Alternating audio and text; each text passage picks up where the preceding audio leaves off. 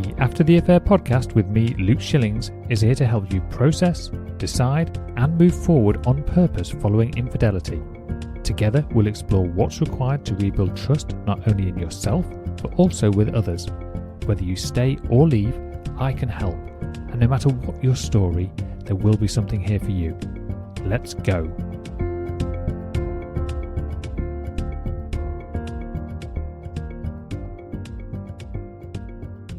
Hello and welcome back to the After the Affair podcast. I'm your host, Luke Shillings, and today you're listening to episode number 186.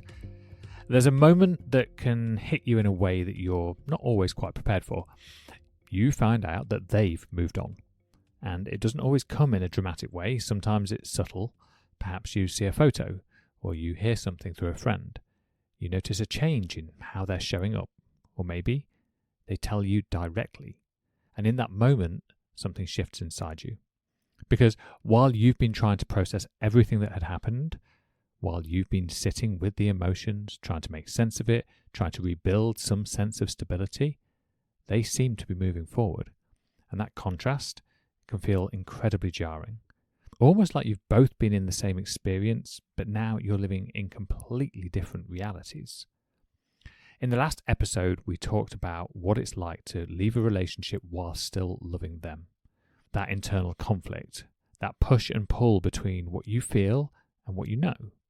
And for many people, that alone is one of the hardest parts of this entire process. But then something else happens. They move on. And suddenly, it's not just about your decision anymore. It's not just about your healing. Now there's something new being added into the mix.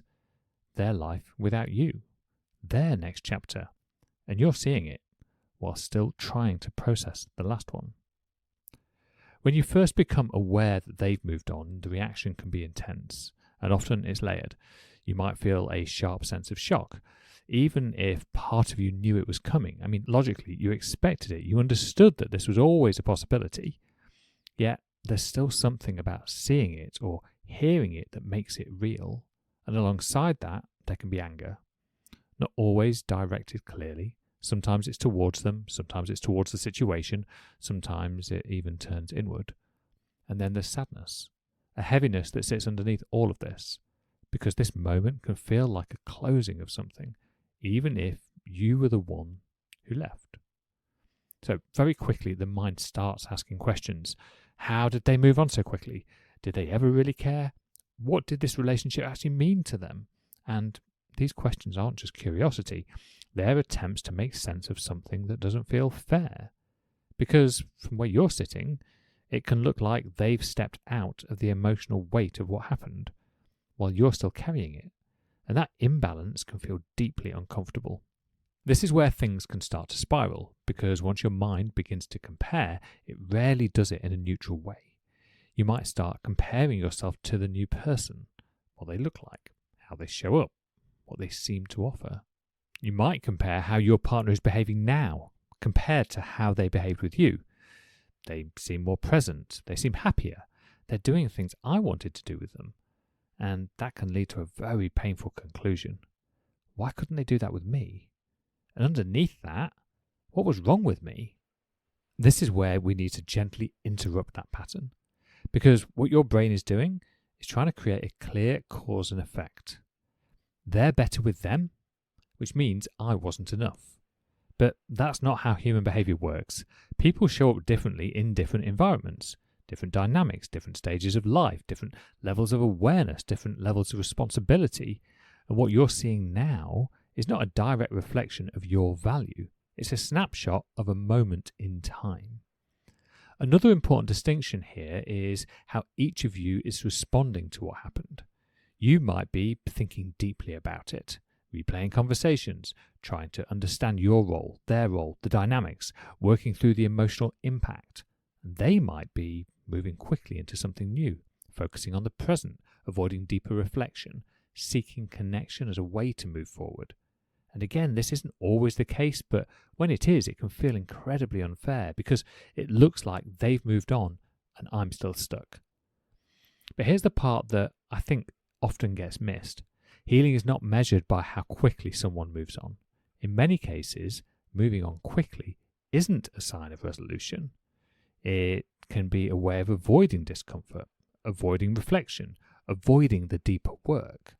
Whereas what you're doing, sitting with it, processing it, feeling it, that's the work that actually leads to growth, even though it feels slower, even though it feels heavier. Where this becomes most painful is the meaning that gets attached. It's not just they've moved on, it becomes I've been replaced. I didn't matter. What we had wasn't real.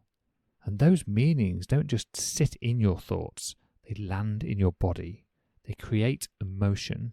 They shape how you see yourself. But they are interpretations. They feel true, but they are still interpretations. The question can run really deep, and it can become obsessive. You might replay everything, looking for what you missed, looking for where you fell short, looking for an answer that makes sense. But this question assumes that their choice was a reflection of your inadequacy, and that's not the case. Their behaviour reflects their coping strategies, their emotional capacity, their patterns, not your worth. From the outside, it can look like they're fine, like they've found something better, like they've left it all behind. But appearances can often be misleading. A new relationship can bring distraction, validation, relief, but that doesn't mean the previous experience has been processed. And even if they genuinely are happy, that still doesn't invalidate your experience. It feels personal because it was personal. You invested emotionally. You built something. You had a vision of what this could be.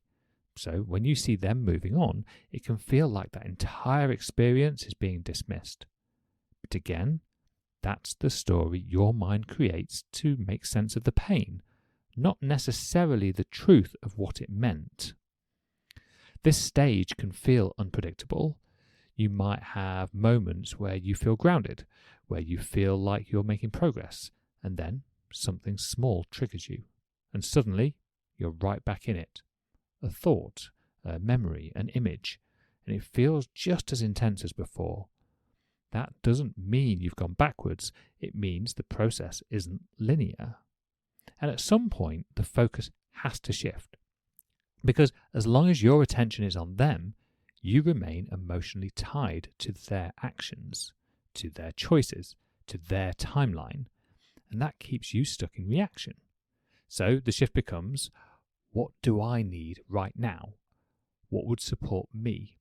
What helps me feel grounded? Not what are they doing or what does that mean about me?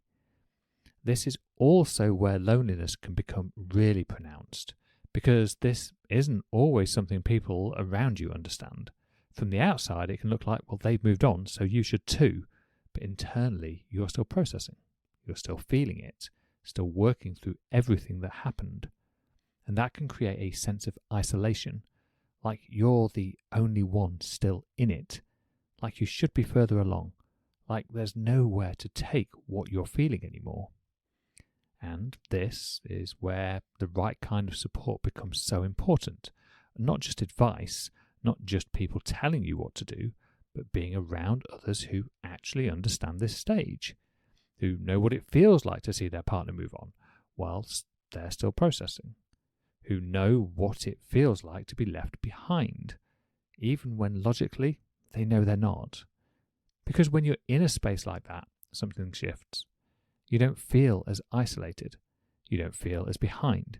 You start to see that your experience is part of a shared human process, and that can be incredibly grounding. If you're in this space where they've moved on and you're still processing everything that happened, there's nothing wrong with you. You're not behind, you're not weak, you're not doing this wrong. You're allowing yourself to feel something that mattered. And that takes courage. And over time, that willingness to process becomes the thing that moves you forward. Not at the same pace as them perhaps, but in a way that is real and sustainable. If you're navigating this stage, especially the comparison, the questioning, and the loneliness, this is something that we can work through together. You can visit lifecoachluke.com to find out more. And in the next episode, the final one of this mini-series, we're going to explore what happens when you thought leaving would fix everything, but it didn't. I'll talk to you all very soon. Take care.